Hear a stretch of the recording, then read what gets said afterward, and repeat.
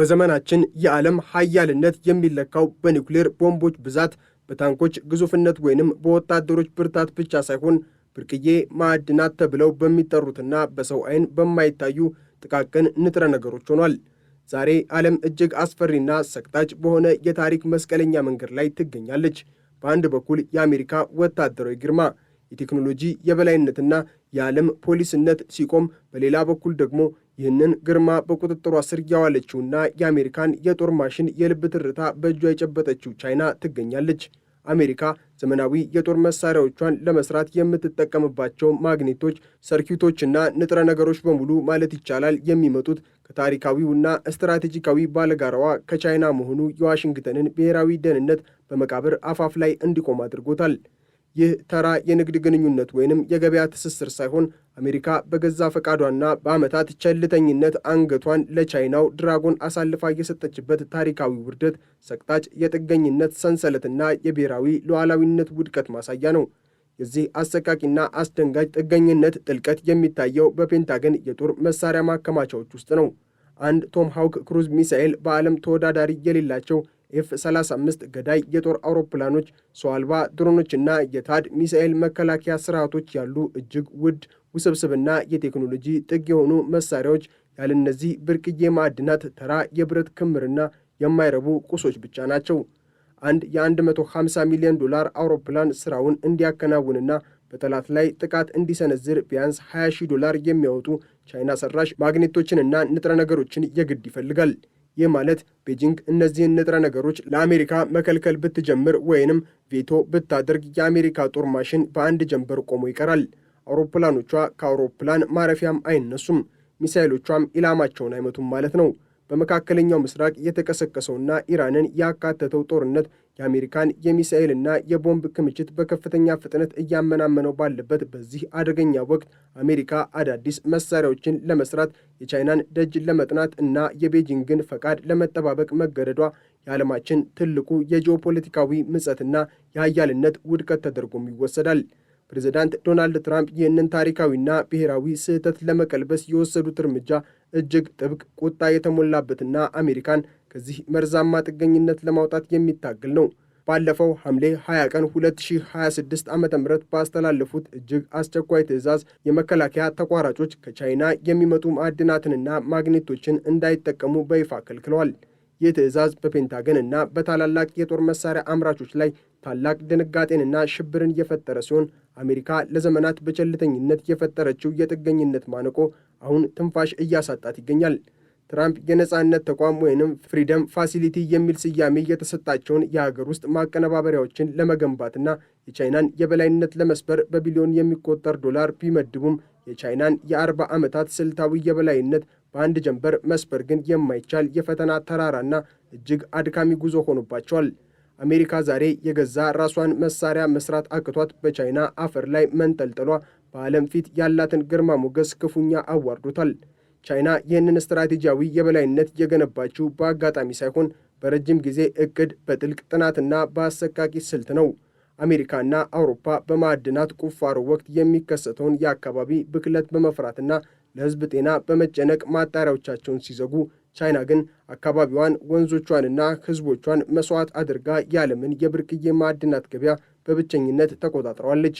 ቤጂንግ አሁን ላይ የዓለምን የብርቅዬ ማዕድናት ማቀነባበሪያ ዘርፍ ከ80 በመቶ በላይ በብቸኝነት የምትዘውር ሲሆን ይህንን ኃይሏን ደግሞ እንደ ፖለቲካዊ ጅራፍና እንደ ወታደራዊ መሳሪያ እየተጠቀመችበት ትገኛለች። እንደ አውሮፓውያኑ አቆጣጠር በኤፕሪል 2025 ቻይና የማዕድናቱን ወደ ውጭ መላክ በመገደብ አሜሪካን በንግድ ስርዓቱ እንድትንበረከክና የለቀቀችውን ማዕቀብ እንድታነሳ ያደረገችበት አጋጣሚ ዋሽንግተን ምን ያህል ደካማ ጎን እንዳላት ለዓለም አቀፉ ማህበረሰብ ያሳየና የአሜሪካን ኩራት የሰበረ ክስተት ነበር። በኒው ሃምፕሻየር ግዛት የሚገኘው ፊኒንግ ቴይሊንግስ የተባለው አነስተኛ ነገር ግን እልህኛ ኩባንያ አሜሪካን ከዚህ የቻይና አጋንንታዊ ማነቆ ለማስወጣት የሚታገል ብቸኛ የብርሃን ጭላንጭል ሆኖ ብቅ ብሏል። ኩባንያው የድሮ ማዕድናት ተረፈ ምርቶችን በመጠቀም ንጥረ ነገሮቹን ለመለየት የሚጠቀምበት የኤሌክትሮሊሲስ ቴክኖሎጂ አሜሪካን ወደ ማዕድን ነፃነት ሊያመራ እንደሚችል ይታመናል። ይሁን እንጂ የዚህ ማጣሪያ አቅም አሁንም ቢሆን እጅግ አነስተኛ ከመሆኑ የተነሳ አሜሪካ በየዓመቱ የምትፈልገውን በመቶዎች የሚቆጠር ቶን ማዕድን ለማሟላት ዓመታትንና ተጨማሪ ቢሊዮን ዶላሮችን ይፈልጋል። የኩባንያው መስራቾችና ወጣት ሳይንቲስቶች በሙቀት መከላከያ ልብስ ተሸፍነውና ፊታቸውን በጭንብል ጋርደው ሌት ተቀን የሚሰሩት ሥራ ለሀገሪቱ የሞት ሽረት ትግል ያህል የሚቆጠር ነው። ይህ የነፃነት ፋብሪካ ነው ይላሉ መስራቾቹ። ምክንያቱም ያለዚህ ፋብሪካ ስኬት አሜሪካ በቻይና ኪስ ውስጥ የታሸገች ምርኮኛ ሆና ትቀጥላለችና። የፔንታጎን $500 ሚሊዮን ብድርም የዚህ የነፃነት ጉዞ የመጀመሪያው እርምጃ ተደርጎ ተወስዷል።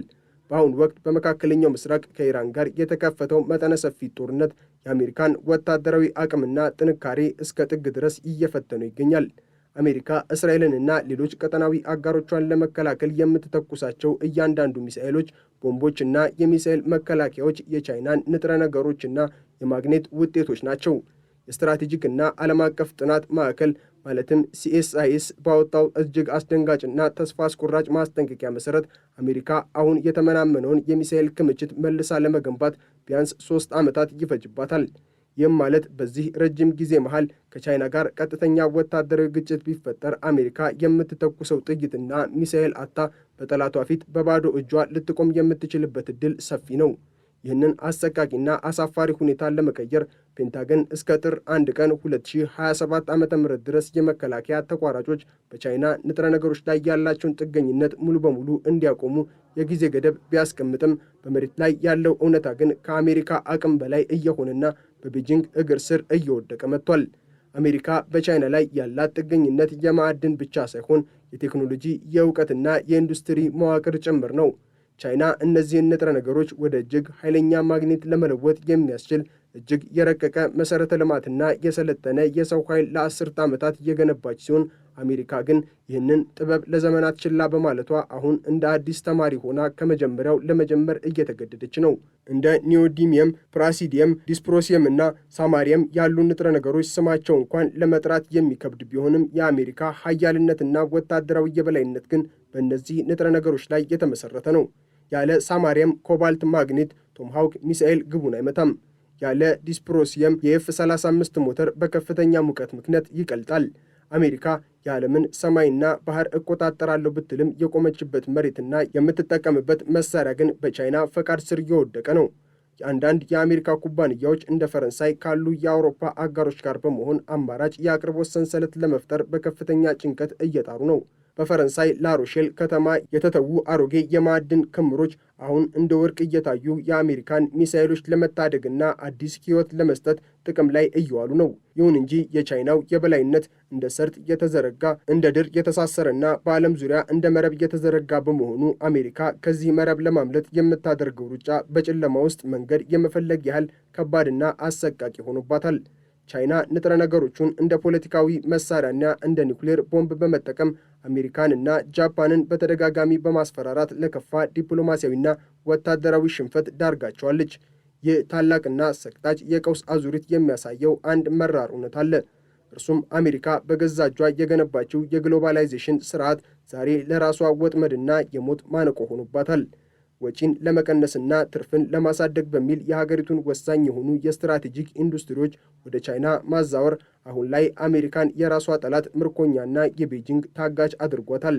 የትራምፕ አስተዳደር የመከላከያ ተቋራጮችን ለሀገር ውስጥ ምርት ቅድሚያ እንዲሰጡና የቻይናን ግብዓት እንዲያቆሙ ቢወርፏቸውም እነርሱ ግን ቻይና ከሌለች መሳሪያውን መስራት አንችልም፣ አሜሪካም ትፈርሳለች የሚል የለቅሶና የተስፋ መቁረጥ ምላሽ እየሰጡ ይገኛሉ። የሎኪድ ማርቲን፣ የሬቲዮንና የኖርዝሮፕ ግሩማን የመሰሉ ግዙፍ ኩባንያዎች አሁን በቻይናው ድራጎን ቪቶ ስልጣን ስር የወደቁና መተንፈሻ ያጡ ይመስላሉ። ይህ በብርቅዬ ማዕድናት ዙሪያ የተቀጣጠለው ፍጥጫ የአሜሪካን የወደፊት ዕጣ ፈንታና የዓለምን መሪነት የሚወስን ታሪካዊ ክስተት ነው። አሜሪካ በቻይና ላይ ያላትን ይህንን አደገኛ ጥገኝነት በመቁረጥ የገዛ ራሷን የጦር መሳሪያ በነፃነት ማምረት ካልቻለች የዓለም ኃያልነቷ የታሪክ ተረክ ሆኖ ይቀራል። የቻይና ድራጎን አሜሪካን በንጥረ ነገሮች ሰንሰለት አስሮ ወደ ጥልቁ የጥፋት ባህር እየጎተተ ሲሆን አሜሪካ ደግሞ ከዚህ ሰንሰለት ለመላቀቅ በደም በላብና በቢሊዮን ዶላሮች መስዋዕትነት እየታገለች ትገኛለች። አሸናፊው ማን ይሆናል የሚለው ጥያቄ መልሱ ያለው በኒው ሃምፕሻየር አነስተኛ ማጣሪያዎች ወይንም በፔንታገን የቢሮ ክፍል ውስጥ ሳይሆን ቻይና ንጥረ ነገሮቹን በይፋ በምታቆምበት ቀን በሚፈጠረው ዓለም አቀፍ ወታደራዊ ድንጋጤ ውስጥ ነው። አሜሪካ ዛሬ በቻይና አፈር ላይ የተገነባች ግዙፍ ግን ደግሞ ደካማና የሚንገዳገድ ቤተ መንግሥት መስላለች። ነፋሱ በነፈሰ ቁጥር ቤተ መንግሥቱ ይናወጣል። የጥገኝነት ማነቆ አሁንም እንደቀጠለ ነው። ዓለምም ይህንን የታሪክ ውድቀት በድንጋጤና በግርምት እየተመለከተች ትገኛለች። ይህ አሰቃቂ የጥገኝነት ታሪክ በመጪው ትውልድ ላይ እንደ ትልቅና መራራ ትምህርት የሚቆጠር ነው። አንድ አገር የራሷን የጦር መሳሪያ ጥሬ ዕቃና የቴክኖሎጂ ነፍስ ለጠላቷ አሳልፋ ከሰጠች ነፃነቷንና የነገ ተስፋዋንም አብራ ሰጥታለች ማለት ነው።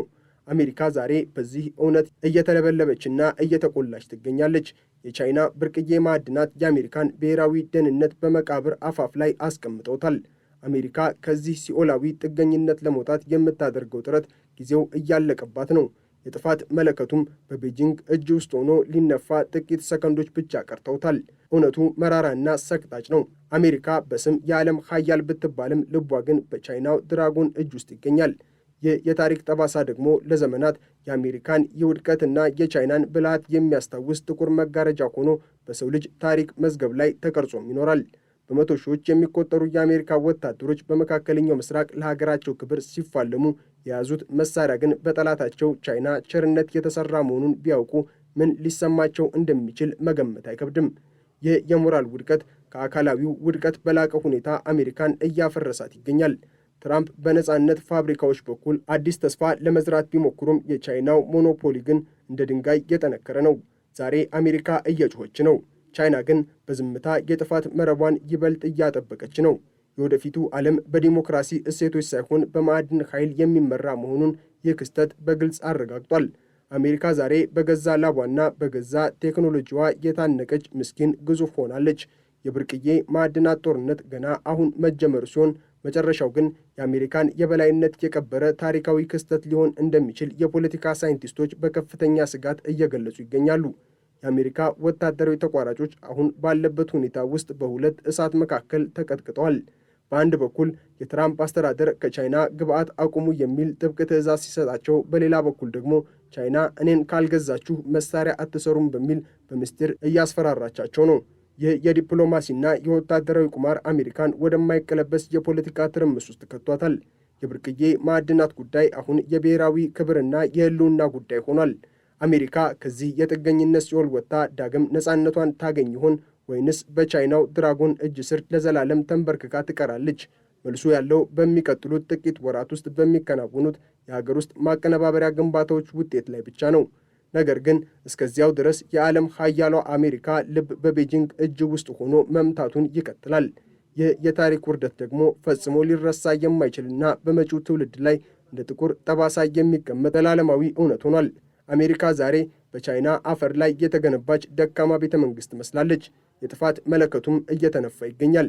የሰው ልጅ ከዚህ የታሪክ ስህተት ካልተማረ ወደፊት የሚመጣው ታሪክ የሚመዘገበው በአሸናፊዎች ደም ሳይሆን በተሸናፊዎች የጥገኝነት ሰንሰለት